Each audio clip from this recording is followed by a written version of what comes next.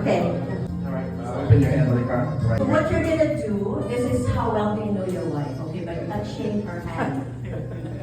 So you're gonna touch 4 hands. And then you're gonna tell us which one is Sister Annie. Next, that's Sister Annie number 1. Sister Annie number 2. Sister Annie number 3.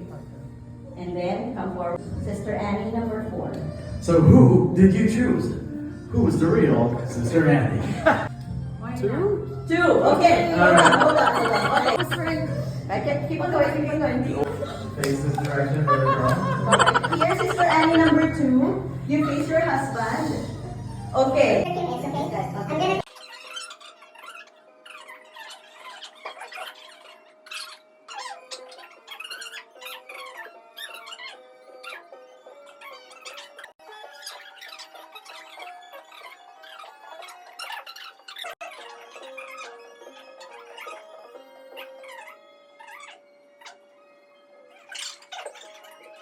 Right now, and see who your wife is.